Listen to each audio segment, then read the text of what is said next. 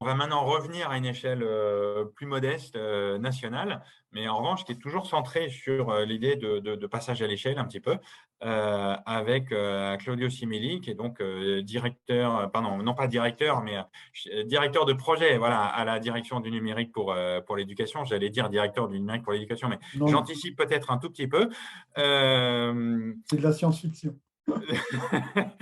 Ah, on verra, de quoi l'avenir sera fait. En tout cas, merci beaucoup, cher Claudio, de nous rejoindre aujourd'hui et de nous donner un peu une perspective de politique publique, hein, sur les acteurs publics. Et donc, le thème, c'est comment mettre en place les conditions, et c'est avec cette séquence qu'on va terminer notre conférence débat aujourd'hui, comment mettre en place les conditions d'une diffusion plus large de solutions d'IA en éducation, puisqu'on a vu que c'était une des questions clés, hein. Certes, il faut définir un cadre de régulation, il faut outiller et accompagner les professionnels, mais il y a aussi cette question clé d'une diffusion plus large. Enfin, bien sûr, c'est dans le cadre des contraintes ou des limites qu'on a pu poser avant. Il ne s'agit pas de promouvoir l'IA en éducation pour l'IA en éducation et à n'importe quelle condition. Ça, je crois qu'on en a bien discuté jusqu'à présent. Alors, les quelques propositions, je vais rapidement les présenter et puis ensuite, vous laisser la parole pour à la fois y réagir et puis nous donner vos propres perspectives sur le sujet. Nous, notre perspective, c'est vraiment de mettre l'IA au service des enseignants pour promouvoir l'école inclusive, hein. Et donc, c'est la raison pour laquelle notre première proposition sur le sujet, c'est d'accélérer le déploiement des solutions d'IA qui sont centrées sur les élèves en difficulté et ceux à besoins éducatifs particuliers.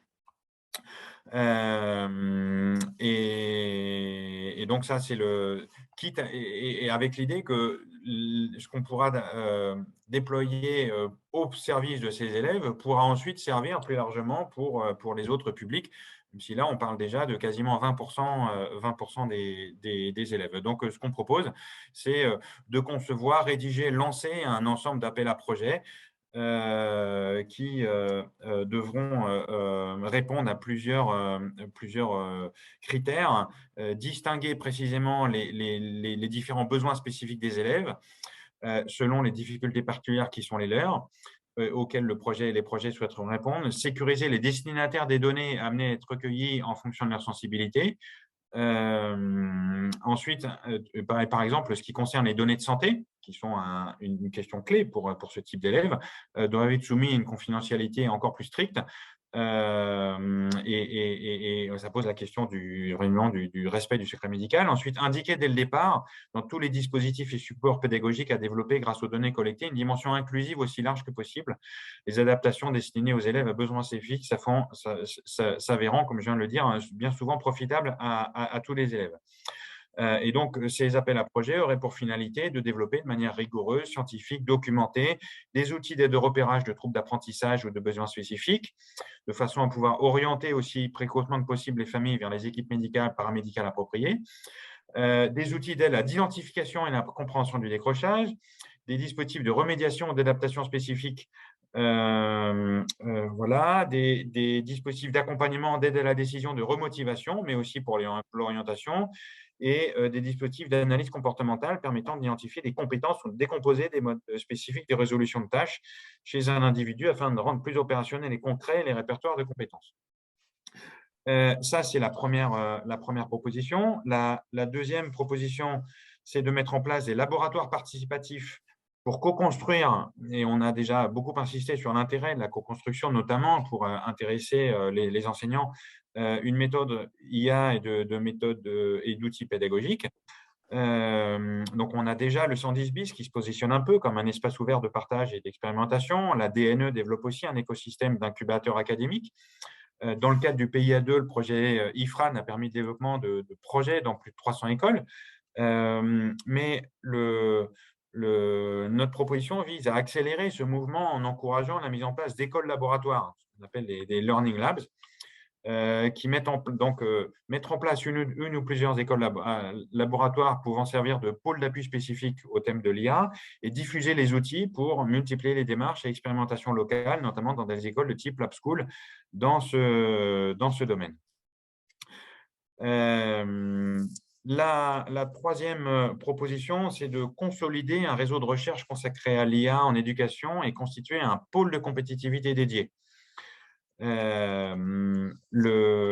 L'idée, c'est de consolider le réseau de recherche consacré à l'IA à l'enseignement, qui pourra prendre la forme d'un institut interdisciplinaire d'IA, idéalement décentralisé, constitué de 2 têtes, une tête entre guillemets informatique et une autre pédagogique qui gagnerait à être décentralisée et constituer un pôle de compétitivité dédié pour consolider l'écosystème d'innovation IA en éducation et faciliter les synergies entre acteurs publics et privés et surmonter le silotage lié aux différentes cultures scientifiques sans sacrifier pour autant la spécificité des approches disciplinaires. Voilà. Et la dernière proposition, et ensuite je laisserai la parole à Claudio Simili, c'est de lancer un plan d'investissement pluriannuel pour développer l'IA en éducation. Il y a déjà plusieurs programmes de financement public qui existent. Hein, le plan Deep Tech qui est porté par le ministère de l'Enseignement supérieur et de la Recherche et de l'Innovation, le partenariat d'innovation porté par le ministère de l'Éducation nationale avec la Caisse des dépôts, le programme d'investissement d'avenir. Mais il y a quand même différentes limites. Hein. D'abord, on manque de visibilité stratégique de long terme qui coordonne et qui pérennise les investissements en matière de recherche et d'innovation, d'équipement, de formation, de développement industriel. Ça, c'est un premier point. Le deuxième, c'est que la répartition actuelle des sujets d'IA et d'éducation dans les périmètres de plusieurs ministères ne permet pas une bonne articulation entre l'action interministérielle et la spécificité de la perspective de l'enseignement. Donc, nous, ce que nous proposons, c'est d'inscrire l'éducation parmi les priorités du Fonds d'investissement pour l'innovation et l'industrie, de définir une stratégie d'investissement nationale en matière des tech qui inscrivent le développement des solutions d'IA en éducation dans le développement plus large de cet écosystème et de manière très concrète et ciblée, d'étendre le décret de 2005 sur les investissements stratégiques à l'enseignement pour mieux protéger ces actifs. Voilà. J'ai déjà parlé un peu longtemps. Je vois que Claudio Simili se gratte la tête. Je vous laisse la parole pour réagir et nous proposer, nous présenter un peu les perspectives du ministère sur ces sujets. Bonjour à tous déjà. Merci de m'avoir invité et de nous avoir invités. Alors le nombre de propositions est assez important et les questions sont à la fois assez précises. Il y en a certaines qui sont dans le périmètre du ministère, d'autres qui sont peut-être au-delà du périmètre du ministère. Et enfin, oui, il y a un certain nombre de réponses qui rejoignent, on va dire, un certain nombre de préoccupations européennes. Donc, on a vu des préoccupations mondiales, mais il y a également un certain nombre de préoccupations européennes. Et sur les questions d'IA, il y a déjà, je pense, un petit absent dans l'ensemble des propositions qui porte, on va dire, sur les données. Parce qu'il n'y a pas d'IA sans données. Oui. Et une des questions fondamentales, finalement, pour développer des dispositifs d'IA, et ça a été évoqué notamment au niveau, on va dire, d'enfants qui pourraient avoir des troubles et qui nécessiteraient de mobiliser ou de manipuler un certain nombre de données médicales qui, je le rappelle, au sens du RGPD, sont des données sensibles. Il y a, on va dire, la façon dont on pourrait recueillir ces données, sécuriser le recueil de ces données et, entre guillemets, pouvoir entraîner des IA particulièrement là-dessus. Alors, je vais essayer, je vais tenter de répondre en fait à l'ensemble des propositions et aux actions qui ont été engagées par le ministère, notamment pour aller finalement dans un certain nombre des sens des propositions qui ont été faites. D'ores et déjà, en tous les cas, le ministère avait embrayé avec deux actions qui sont assez importantes. Une première action qui était les partenariats d'innovation, le P2IA. Oui. Et ensuite, de l'autre côté, un travail qui s'effectuait à la fois avec la recherche, mais à la fois avec les établissements scolaires qui étaient sur les GTNUM. Et enfin, ça a été évoqué, on va dire, tout ce qui a été le soutien un petit peu à la recherche qui a été fait par on va dire, le travail de l'équipe Monteil. Voilà. Donc, si je reprends l'action du P2IA, l'action du P2IA est quand même une action tout à fait particulière, qui dure depuis maintenant 3 ans, où il y a eu une première phase qui concernait et qui concerne toujours le cycle 2, qui a été d'amener, on va dire, des solutions d'intelligence artificielle à être construites à la fois au plus près du besoin des élèves et des classes, et dans une idée de différenciation pédagogique en fonction des difficultés qui sont rencontrées, et qui mettait en relation à la fois le terrain et la recherche et les entreprises. Et je pense que c'est tout à fait original pour être souligné. Sur ce qui est plusieurs des propositions qui ont été évoquées, cette mise en perspective permet, entre guillemets, d'aller vers des solutions qui ensuite sont financées par le ministère pour être diffusées de façon très large. Donc, c'est un élément de solution sur lequel on est en train de rebondir, puisque le premier P2IA qui arrive d'ailleurs maintenant à la diffusion des ressources et où quasiment toutes les académies ont participé à la mise au point et à la liaison avec la recherche dans les phases 1 et 2. On arrive donc à une période de diffusion et donc de généralisation de ces ressources pour le cycle 2 en mathématiques et en français. Et donc, il y a 6 EdTech qui ont travaillé en étroite collaboration avec plusieurs laboratoires de recherche que nous connaissons tous, qui ont tous participé à ça. Et entre guillemets, les produits vont sortir. Alors, il est peut-être un petit peu tôt pour, par exemple, évoquer ce qui a été évoqué précédemment sur, évidemment, l'efficience de ces dispositifs. Simplement, l'efficience a été mesurée tout au long de la conception de ces outils. Donc, on pense qu'ils vont coller assez bien, finalement, au cahier des charges parce qu'il y a eu un processus, entre guillemets, de mise au point qui a été assez lent. Et par ailleurs, dans un contexte particulier, qui était qu'on ne peut pas faire comme les GAFAM, aller chercher des données massives sur les API de Google. Il fallait qu'on recueille, on va dire, un certain nombre de données dans des périmètres assez restreints pour les sécuriser, bien entendu. Donc ça, c'est un premier élément de réponse. Il y a un deuxième élément de réponse, ça va être l'extension de ce PIA. On va passer à une extension en cycle 3, après en cycle 4, et après au lycée.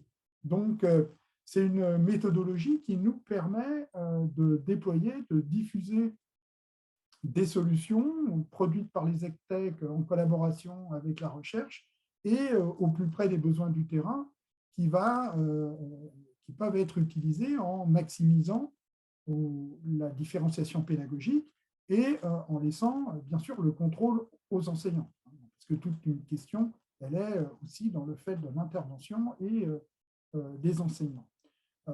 Par rapport, en fait, aux autres questions qui étaient posées sur un petit peu de coordination et de travaux de coordination, il y a un certain nombre d'actions. Donc, il y a une évolution des GTNUM. Les GTNUM, il y a 2 GTNUM qui ont été créés après la première vague de GTNUM sur à la fois un travail sur la recommandation, voilà, puisque tout ce qui est évoqué, là, par exemple, le fait d'aller chercher ou de comprendre qu'un élève est décrocheur, j'ai trouvé très intéressant les propos du dernier intervenant sur l'efficience de ces outils, dépend bien évidemment de plusieurs facteurs. Un des facteurs fondamentaux, c'est le croisement de plusieurs jeux de données. Okay.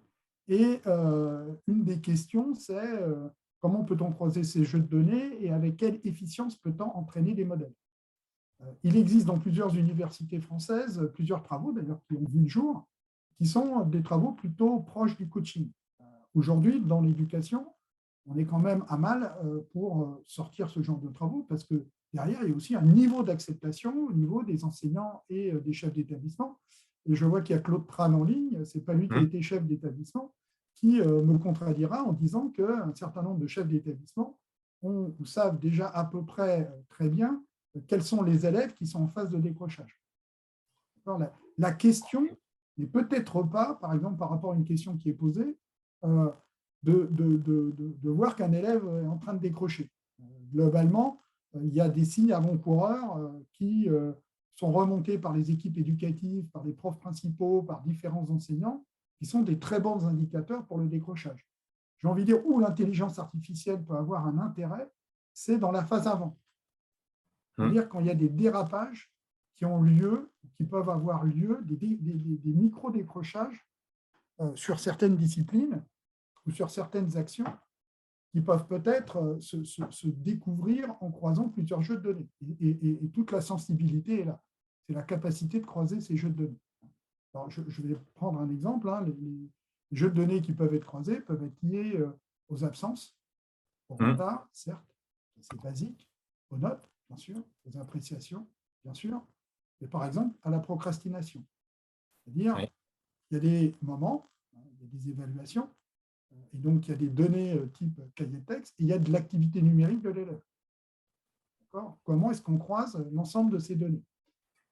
C'est extrêmement important parce que je pense que les outils ont une efficience qui dépend beaucoup des données. Donc, ça a été évoqué également précédemment.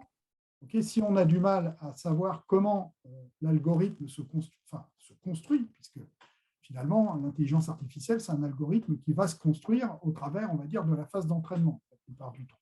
Okay, si ça, c'est une question, entre guillemets, l'efficience est due souvent à la richesse des données et à la qualité des données.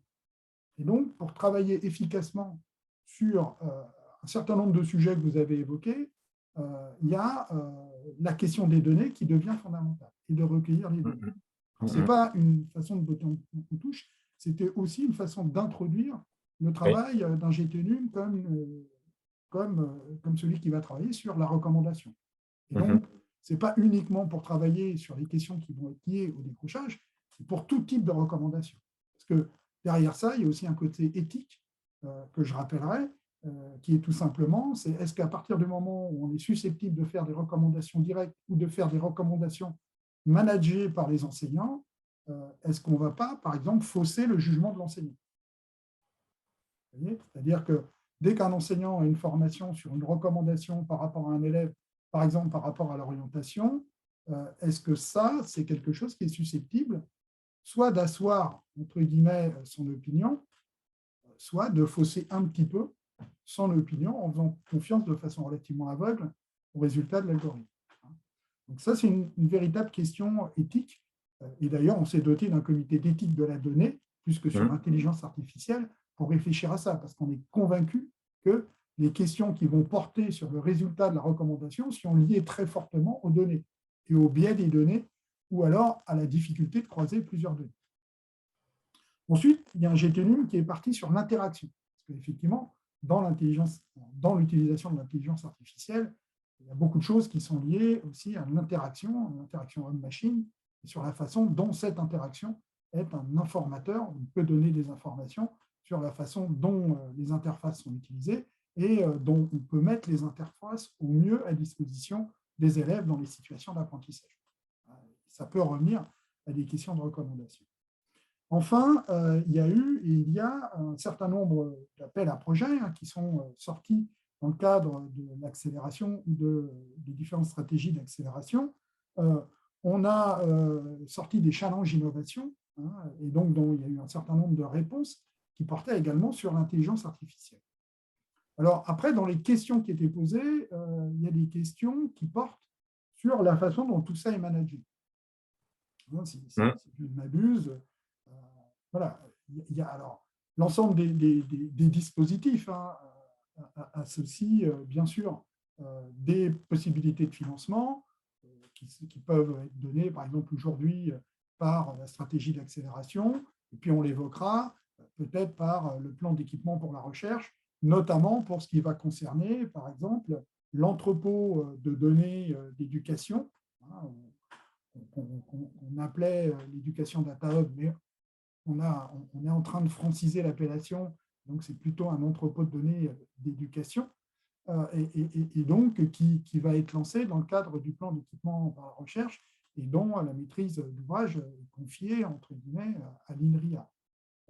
Mais on va dire la coordination un petit peu de tout ce qu'on fait sur l'IA a été ramenée au niveau du ministère dans un bureau qui est, on va dire, le bureau de l'innovation et de soutien à l'innovation et à la recherche appliquée, qui coordonne l'ensemble de l'action du ministère, à la fois sur le P2IA, sur les travaux qui sont en train de se faire sur les challenges d'éducation, mais également sur les GTNU. Ce qui permet, et c'est ce que vous aviez souligné dans vos propositions, d'essayer de donner plus d'efficacité, entre guillemets, à tout l'écosystème, de façon à permettre, entre guillemets, d'avoir une coordination de l'ensemble Mhm. des actions.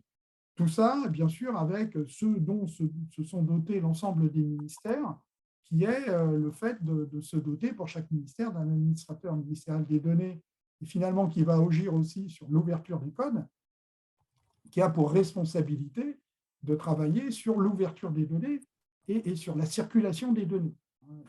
Et donc, c'est quelque chose sur lequel je vais insister, qui est assez fondamental, parce qu'aujourd'hui, entre guillemets, sans données et sans capacité de circulation ou d'ouverture de données, quand je dis ouverture, ce n'est pas uniquement au sens de l'open data, c'est, on va dire, avoir peut-être des données qui sont quelquefois à caractère personnel, mais avec des mesures de protection renforcées. Je rappelle que quand une donnée est obfusquée ou quand une donnée est pseudonymisée, c'est toujours une donnée à caractère personnel, mais elle bénéficie de mesures de protection renforcées. Eh bien, de regarder la façon dont on peut à la fois utiliser ces données, autre que pour un traitement statistique, mais pour un service public, par exemple, pour une utilisation avec des finalités publiques, dans des conditions éthiques responsables, etc. Mais également, comment est-ce qu'on peut amener à, par exemple, travailler dessus et mettre en place un dispositif qui permette d'associer les EdTech, la recherche, etc. Et c'est un petit peu ça, la finalité de cet entrepôt de données d'éducation qui est en train de se monter dans le cadre du PEPR. Et donc, dans le cadre de cet entrepôt, bien sûr, on peut parler de mise à disposition ou de possibilité d'accès ou de potentialité d'accès, entre guillemets, aux données, mais également de catalogage ou d'exposition d'algorithmes. Et quand on parle d'IA, ce n'est pas tant d'algorithmes, d'ouverture d'algorithmes, mais surtout de process, c'est-à-dire, on va dire, quelles sont les données de référence qui ont été utilisées, quel est le résultat sur ces données de référence et quel a été le process, entre guillemets, d'entraînement. Et ensuite, dans les algorithmes d'IA qui ont été entraînés, on va dire quelles sont les différentes couches, entre guillemets, de neurones et la façon dont ces couches se sont articulées, ou ont été articulées de façon à être entraînées de façon efficace. Donc, l'ensemble de ces éléments devraient ou seront en partie portés par le futur entrepôt de données d'éducation, comme vous le voyez, qui a une dimension qui est un petit peu plus large, entre guillemets, que simplement celle d'être un entrepôt, ce qui d'ailleurs, en termes de définition, c'est plus vraiment un entrepôt, puisqu'un entrepôt, ça donne l'idée un petit peu qu'on va stocker les données quelque part. Non, on peut laisser les données où elles sont et mettre en œuvre les conditions de catalogage et de sécurité pour pouvoir y accéder et les mettre en relation. Donc, on voit bien que l'idée n'est pas forcément de faire un big entrepôt de choses, mais plutôt de mettre en place les conditions pour le lier et pour les faire circuler. Enfin, effectivement, il y a un certain nombre d'appels à projets qui sont passés par l'intermédiaire, par exemple, de la DGE, qui sont fournis par BPI. Beaucoup d'appels à projets aujourd'hui viennent de la Commission européenne et notamment, il y a un certain nombre de questions qui sont des appels à projets sectoriels pour aller vers les entreprises et de façon à soutenir des actions qui sont sur des espaces de données sectoriels. Un espace de données sectoriel, ça peut être l'énergie, ça peut être également l'éducation et les compétences. Et dans le cadre du ministère, alors comme vous le savez, il y a eu des états généraux du numérique pour l'éducation. On y a Nous avons, participé. voilà, et nous avons bien entendu beaucoup travaillé sur l'ensemble de ces aspects et donc sur la relation nationale, européenne et internationale.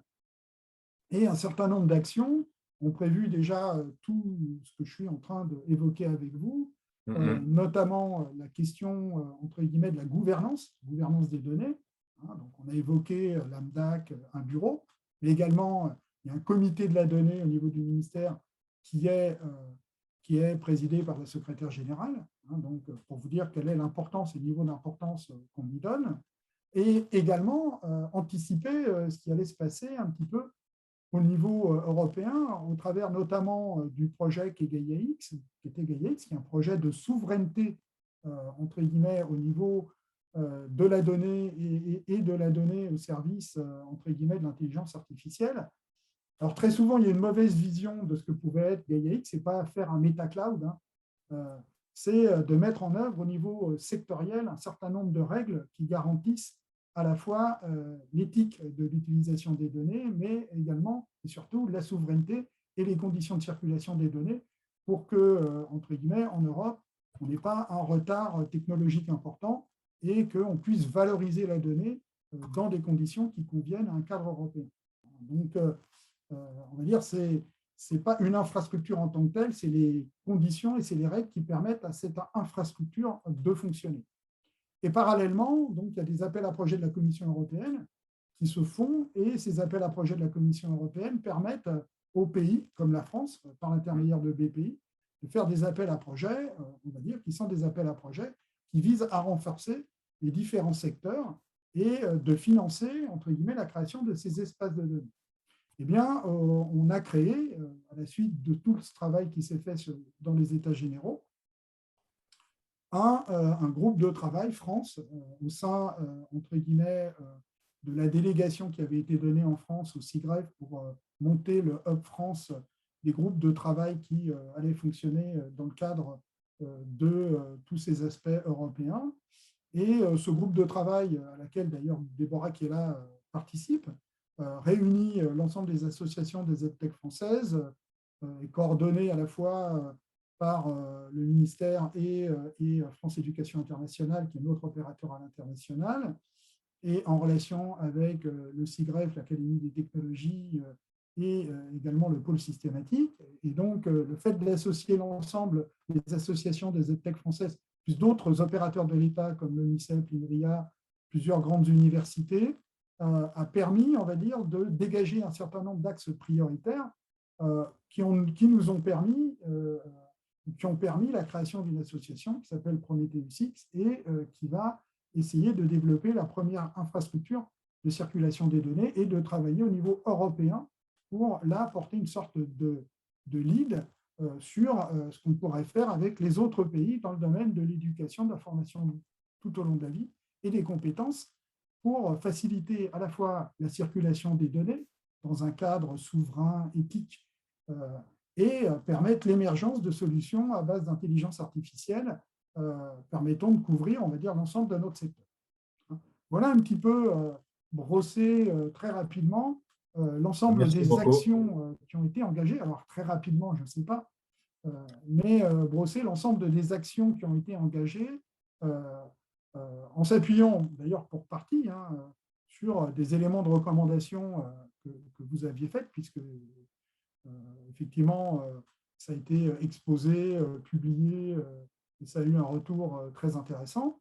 Et en même temps, je pense qu'à certains moments, on a même été, notamment sur le point de vue européen, peut-être un petit peu plus loin qu'un certain nombre de recommandations, même si certaines n'ont pas pu être mises complètement en application.